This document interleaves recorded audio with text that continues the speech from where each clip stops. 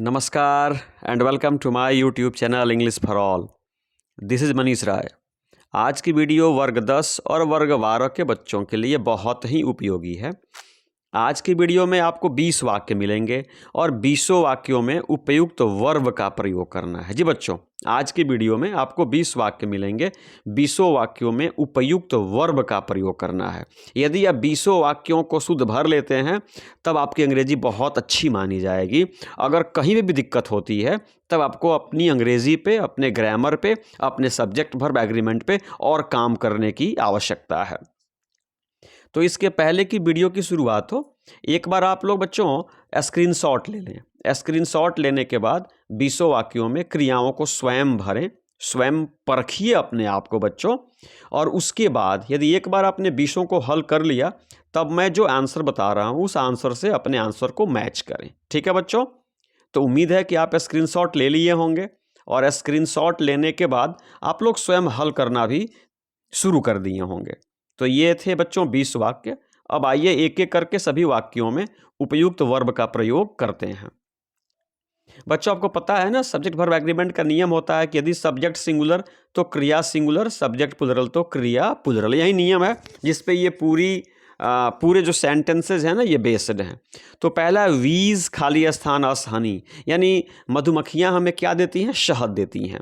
तो सब्जेक्ट पे गौर कीजिए, सब्जेक्ट क्या है? वीज। बीज क्या है? प्लूरल है। तो जब सब्जेक्ट प्लूरल तो क्रिया प्लूरल, इसलिए बच्चों यहाँ पे गिव होगा। बीज गिव अस हनी, यानी मधुमक्खियाँ हमें हनी देती हैं, शहद देती हैं। लेकिन दूसरा देखिए, आई विश आई खाली स्थान किंग, काश मैं राजा होता। अगर इस प्रकार के वाक्य मिले ना जहाँ कल्पना, ऐसी कल्पना प्रकट की जाए, व्यक्त की जाए जिसकी पूर्ति संभव नहीं हो, आप राजा नहीं बन सकते, हम राजा नहीं बन सकते, तो इस प्रकार के वाक्यों में आपका सब्जेक्ट कुछ भी हो, क्रिया के रूप में सिर्फ वेयर आएगा। याद रखिएगा, आई विश है ना, या एज इफ या एज दो यदि वाक्य में आए ना और इसके माध्यम से कोरी कल्पना का भाव व्यक्त किया जाए जिसकी पूर्ति संभव नहीं हो, तो सब्जेक्ट कुछ भी हो ना, वर्ब के रूप में वेयर का प्रयोग करेंगे। तो I wish I were king, इसका अर्थ हुआ काश मैं क्या होता? राजा होता। तो आई के साथ वेयर देख करके आपको ताज्जुब हो रहा होगा, लेकिन यह बिल्कुल सही है। तो जब भी बच्चों आपको कोरी कल्पना वाले वाक्य मिले ना, आंखें मूंद करके वेयर का प्रयोग कर दीजिए, जैसा मैंने किया है। नंबर 3 कहता है कि देयर खाली स्थान no ink in this pen. बच्चों, मैं आपको चेताना चाहूँगा कि अगर किसी भी वाक्य की शुरुआत देयर से हो, किसी भी वाक्य की शुरुआत देयर से हो ना, तो खाली स्थान भरने के पहले आप खाली स्थान के बाद देखें। खाली स्थान के बाद यदि नाउन सिंगुलर है तो क्रिया सिंगुलर होगी, यदि उसके बाद आने वाला नाउन प्लुरल है तो क्रिया प्लुरल होगी। तो देखिए, देयर से शुरू हुआ है 3 भी और देयर से शुरू हुआ है 4 भी। तो 3 में देख रहे हैं खाली स्थान के बाद इंक आया है। तो इंक क्या है? अनकाउंटेबल नाउन है। तो अनकाउंटेबल नाउन हमेशा सिंगुलर होता है, इसलिए यहाँ पे क्रिया भी सिंगुलर होगी।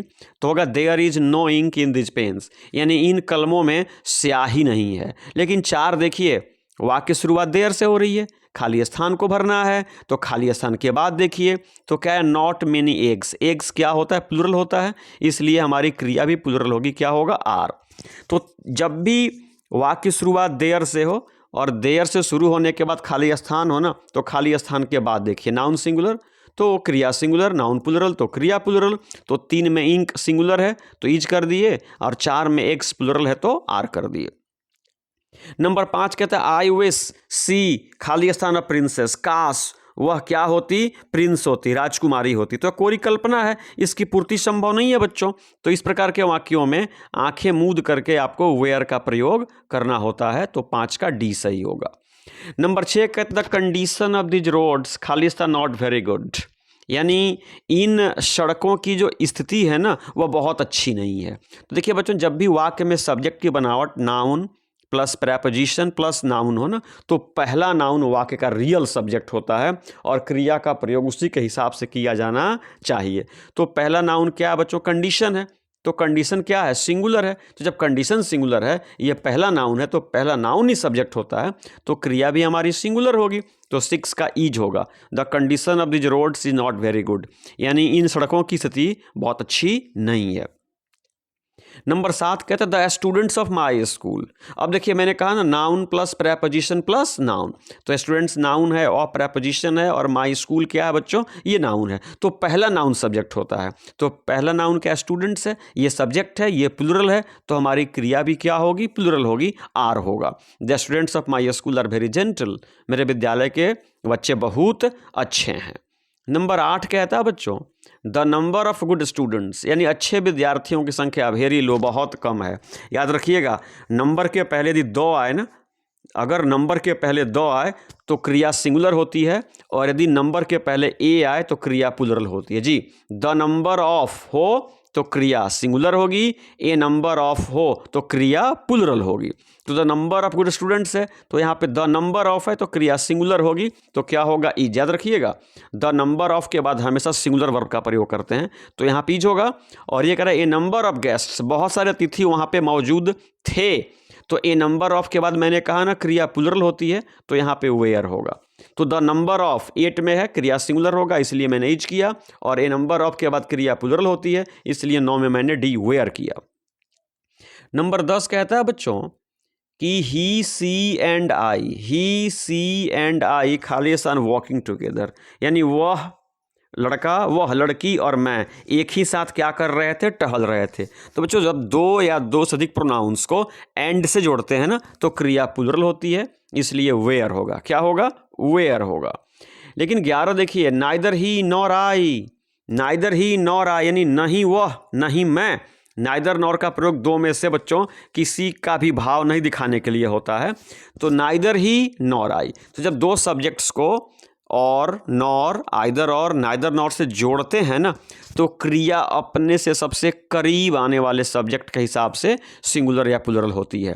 तो यहाँ मैंने बच्चों ही को और आई को नाइदर नॉर से जोड़ा ना, तो क्रिया अपने से सबसे करीब, तो यहाँ पे क्रिया लगाना है ना, यहाँ पे तो सबसे करीब क्या है, आई, तो आई के हिसाब से क्रिया का प्रयोग होगा।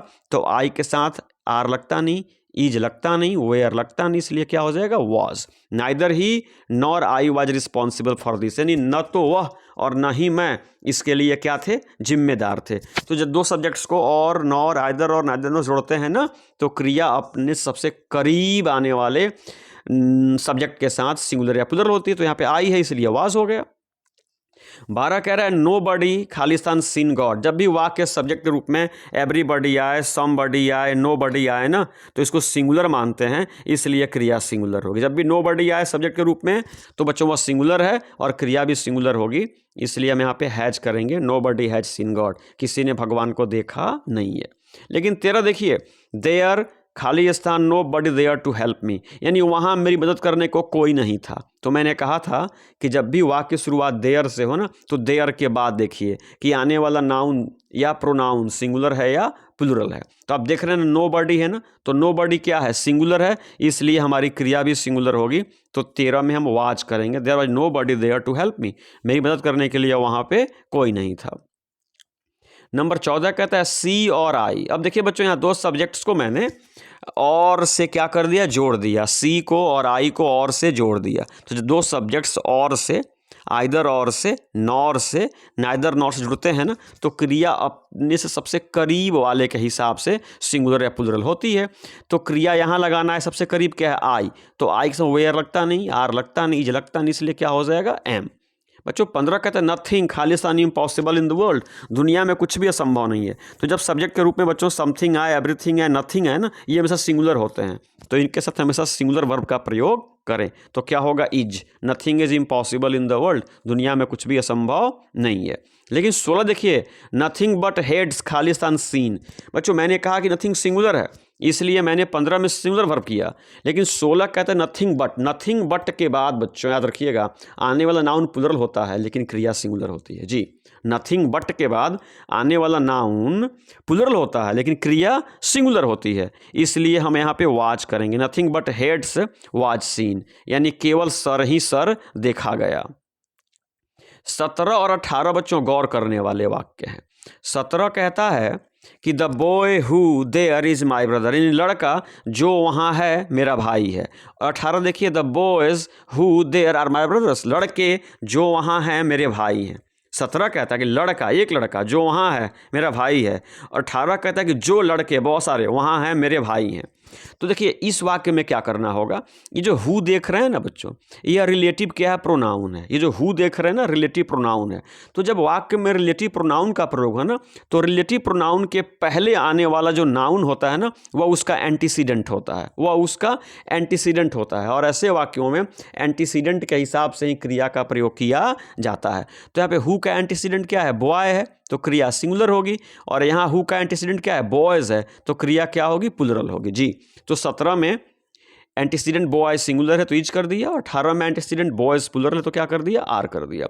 उसी प्रकार से 19 कहता है कि मेनी ए प्राई। बच्चों जब भी मेनी ए आए ना, जब भी मेनी ए आए तो मेनी ए के बाद क्रिया जो होती है, नाउन भी सिंगुलर होता है और क्रिया भी सिंगुलर होती है जी।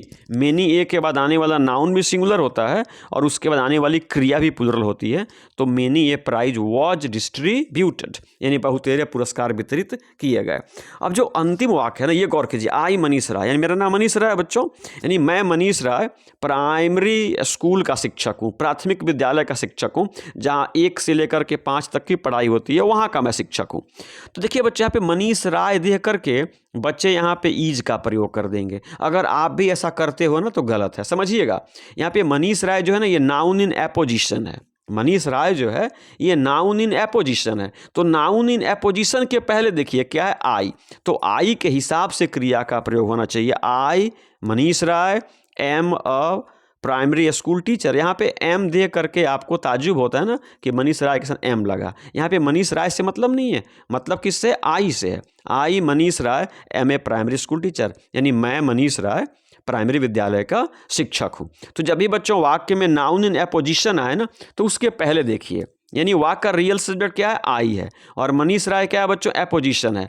एपोजिशन क्या होता है कि एपोजिशन जो होता है ना बच्चों, या जो उस वाक्य का जो प्रोनाउन होता है, जो सब्जेक्ट होता है ना, उसकी व्याख्या करने के लिए या उसके अर्थ को स्पष्ट करने के लिए इसका प्रयोग किया जाता है।